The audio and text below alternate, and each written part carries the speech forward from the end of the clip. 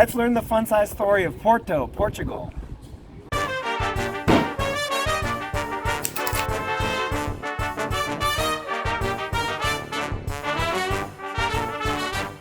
Porto means port, not surprisingly, because it's a port.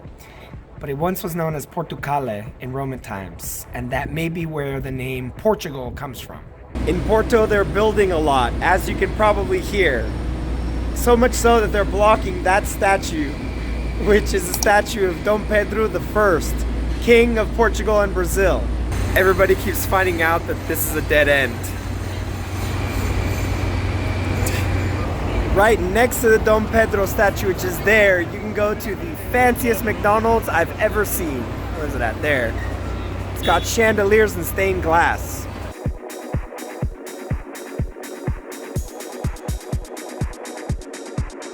Okay, now that we're in a little quieter place, we can talk about Dom Pedro I. So he actually engineered Brazil's independence.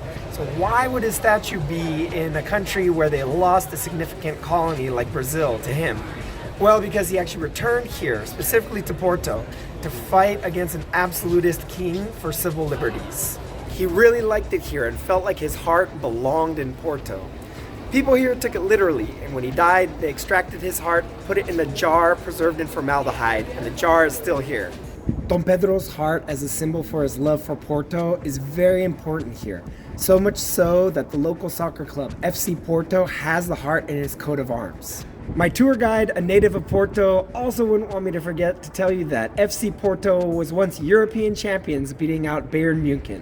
Last year in 2022 was the 200th anniversary of Brazil's independence. So they took Dom Pedro's heart and it got a 2-week vacation in Brazil where people could view it and he could return to the country he loved so much. In more recent times, J.K. Rowling lived here for a few years. And this may be where she started the Harry Potter series. People still debate how much influence J.K. Rowling's years in Porto may have had on Harry Potter, but in my opinion, there's one good theory. Salazar Slytherin, the founder of the house where all the bad guys come from, may have been influenced by Portugal's 20th century dictator, Antonio Oliveira de Salazar, who was a certifiable bad guy.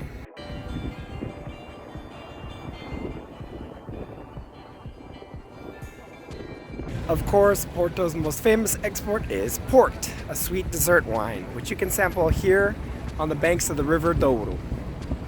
You'll notice something interesting when you look at the most famous port brands. Names like Cockburn, Graham's, Sandeman's, all very English-sounding names. That's because a while back, the English started dominating this industry. Port is a fortified wine, which means they add brandy to it. A while back, the British developed a taste for Portuguese wine, but once it arrived in Britain, it would often end up spoiled. So the technique of fortification was developed where brandy was added partway through the fermentation process. What this would do would kill all the yeast, stop fermentation, and not use up all the sugars, making for a very sweet wine, but with the addition of the brandy, also a very strong wine. So be careful, it might sneak up on you and get you more drunk than you would think, and given the alcohol content and the sugars, you might not feel that great the next morning.